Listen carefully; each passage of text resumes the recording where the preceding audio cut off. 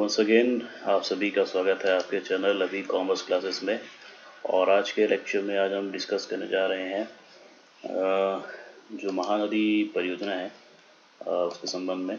छत्तीसगढ़ में महानदी परियोजना जो 1980 सन है इसके अंतर्गत देख सकते हैं आप रुद्री बैराज सन 1915, माडूसिल्ली परियोजना 1923, दुधवा जलाशय परियोजना है 1962-63 एंड गंगरेल बांध की जो परियोजना है वो है 1978-79। ये एक डेटा बेस्ड मैंने नोट्स बना दिया है जो आपके लिए काफ़ी हेल्पफुल हो सकता है याद करने के लिए। तो देखिए कॉलम 1 पे हमने परियोजना का नाम लिखा हुआ है, फिर कॉलम 2 पे स्थान या जिला या शहर, फिर किस नदी पे परियोजना बनी है, किस वर्ष इसकी स्थापना हुई थी और इसके बारे में विशेष तथ्य। ठीक है, तो ये नोट्स को आप करते हैं तो काफ़ी आपके लिए हेल्पफुल हो सकता है। तो देखिए सबसे पहली परियोजना है रुद्री पिकअप वियर या रुद्री बैराज परियोजना। इसे आप रुद्री पिकअप वियर या रुद्री बैराज भी कहते हैं। ये है धमतरी जिले में। किस नदी पे है ये परियोजना? तो महानदी पर है। स्थापना हुई थी इसकी सन 1912 से 15 के बीच में। 1912 में इसका विशेष जो इसके बारे में है वो है कि 1912 में रुद्री नहर बना था और ये एक छत्तीसगढ़ का प्रथम बांध था, याद रखेंगे आप। 1912 में रुद्री नहर बना था और ये जो बांध था वो क्या था? छत्तीसगढ़ का प्रथम बांध था। तो आपका क्वेश्चन आएगा कि छत्तीसगढ़ का प्रथम बांध इनमें से कौन सा है? ऑप्शन दे देगा आपका, तो आपका आंसर होगा रुद्री बैराज या रुद्री पिकअप वियर। किस स्थान पे है? तो आंसर होगा धमतरी। 4 ऑप्शन दिए रहेंगे। किस नदी पे बना है? महानदी पर। स्थापना संबंधित क्वेश्चन आ सकते हैं। तो यहाँ से आपका एक ही आप देख सकते हैं नोट्स में आपके 3 से 4 क्वेश्चन निकल के आ रहे हैं। सेकंड आप देखते हैं माडूसिल्ली या मरूनसिल्ली जलाशय। तो ये भी धमतरी में ही है परियोजना। माडूसिल्ली और मरूनसिल्ली जलाशय भी कहते हैं इसे हम। और ये किस नदी पर है? तो ये सिलियारी नदी पे है, याद रखेंगे आप, सिलियारी नदी। इसकी स्थापना हुई थी सन 1923 में। ठीक है, तो रुद्री को आर से भी याद रखिए आप। उसके बाद आता है एम फॉर माडूसिल्ली एंड 1912 के बाद सीधे क्या है 1923 1923। अब इसके बारे में विशेष क्या है कि ये एशिया का पहला साइफन बांध है। पूरे एशिया का पहला साइफन बांध था ये। ठीक है, और पूर्णतः ब्रिटिश तकनीक पर आधारित ये बांध क्या है? पूर्णतः ब्रिटिश तकनीक पर आधारित था। इसका प्रस्तावित नाम जो अभी है वो है बाबू छोटेलाल श्रीवास्तव परियोजना, है ना। तो बाबू छोटेलाल श्रीवास्तव जी के नाम पे ये परियोजना का नाम प्रस्तावित है। फिर आता है दुधवा जलाशय। दुधवा जलाशय ये भी धमतरी में है। अभी आप देख रहे हैं कि जितने भी जलाशय आप लाइन से देख रहे हैं, R for Rudri pickup weir, M for Madusilli and D for Dudhwa जलाशय, ये भी आपके धमतरी जिले में ही है। किस नदी पे है? तो ये भी महानदी पर है। ईयर इसका है स्थापना का 1962-1963। और विशेष है इसके बारे में कि ये छत्तीसगढ़ में स्वतंत्रता के बाद निर्मित पहला बांध है। ठीक है, स्वतंत्रता के बाद छत्तीसगढ़ हमारे राज्य में पहला बांध ये बना था, डी फॉर दुधवा। ठीक है, दुधवा जलाशय। उसके बाद आता है जी फॉर गंगरेल बांध, या जिसका नाम रविशंकर जलाशय भी है, रविशंकर जी के नाम पे। अगेन ये भी धमतरी पे ही है स्थित और महानदी पे ही है। तो अभी आप देखिए 4 जो हम डिस्कस किए उनमें से 3 कहाँ पे है? महानदी पे। केवल एम फॉर माडूसिल्ली कहाँ पे है? सिलियारी नदी पे है। इसकी स्थापना हुई थी गंगरेल बांध की 1978 से 1979 के बीच में। अब इसके बारे में विशेष है कि ये छत्तीसगढ़ का सबसे लंबा बांध है, गंगरेल बांध, जिसकी लंबाई है 1380 मीटर। और यहाँ पे 10 मेगावाट जल विद्युत परियोजना है जो कि 2.5 के 4 यूनिट्स में डिवाइडेड है, मीन्स 2.5 इंटू 4, तो 10 मेगावाट ये उत्पादन हो रहा है सन 2004 से। और साथ ही साथ ये भिलाई स्टील प्लांट को जल आपूर्ति भी करता है और महानदी परियोजना का ये एक मुख्य बांध है। महानदी परियोजना का क्या है, ये मुख्य बांध है।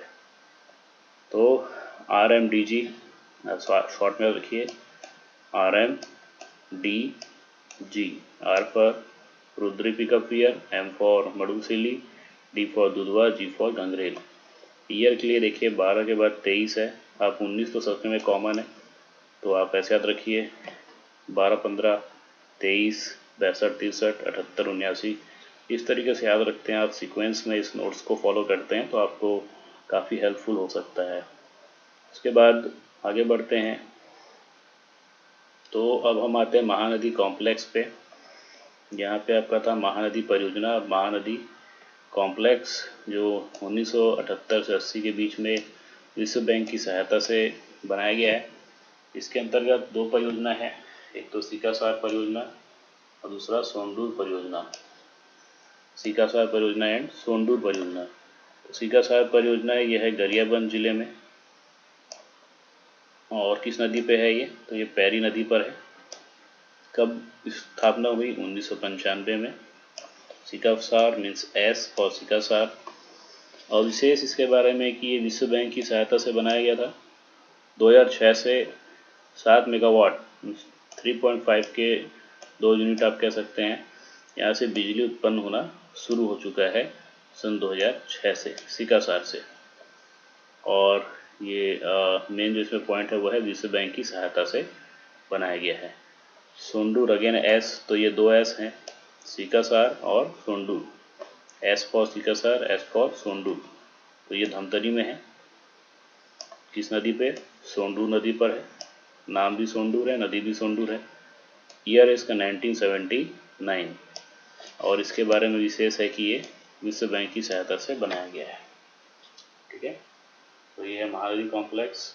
कुछ अन्य परियोजनाएं भी हैं, जैसे हसदेव बांगो, जिसको मिनी माता परियोजना भी कहा जाता है, और ये किस स्थान में स्थित है, ये कोरबा में है, हसदेव नदी पर है। कोरबा साइड हसदेव नदी में ही आपको मैक्सिमम और इसके बारे में डेटा मिलेंगे। तो हसदेव नदी में है, और स्थापना वर्ष है सन 1967, 1967। विशेष इसमें कुछ ज़्यादा है, ध्यान से देखेंगे। सबसे पहले विशेष है कि मिनी माता प्रथम महिला सांसद के नाम पर नामकरण। ये देखिए, ये क्वेश्चन बहुत बार आया एग्जाम में। मिनी माता कौन थी, प्रथम महिला सांसद थी, जिनके नाम पे ही इस बांध का क्या किया गया, इस परियोजना का नाम रखा गया है।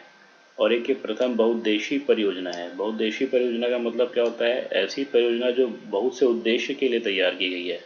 मीन्स इसका उपयोग इस परियोजना के जरिए जल आपूर्ति है ना, और बिजली उत्पादन है, या अन्य जो भी इसके मल्टीपल पर्पस के लिए इस टाइप के परियोजना को की शुरुआत की गई। ठीक है, तो ये इसलिए क्या है कि प्रथम बहुउद्देशीय परियोजना है।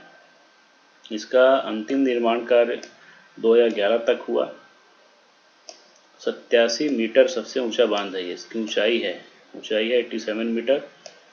देखिए, जो हम गंगरेल के बारे में डिस्कस किए थे अभी ऊपर में, तो कंफ्यूज मत होना आप, गंगरेल क्या सबसे लंबा है ना, लंबा बांध है, और ये क्या है, ऊंचा है। ठीक है, ऊंचाई क्या है इसकी, 87 मीटर, और 4,20,580 हेक्टेयर सिंचाई क्षमता है इसकी। इसमें खरीफ फसल के लिए 2,47,400, और अभी फसल के लिए 1,73,180 हेक्टेयर सिंचाई करने के लिए इसकी क्षमता है। तो ये सिंचाई करना, जल आपूर्ति, फैक्ट्रीज को जो वहाँ पे बाल्को संयंत्र है वहाँ ये जल आपूर्ति कराता है ना, और ये सिंचाई के लिए भी। तो बेसिकली बहुत से उद्देश्य पूर्ति इससे हो रहे हैं, इसलिए इसको बहुउद्देशीय परियोजना कहा जाता है। कोरबा, जांजगीर चांपा, रायगढ़ ये लाभान्वित जिले हैं इसके साथ साथ 923 लाभान्वित ग्राम हैं, सब डेटा याद रखिएगा।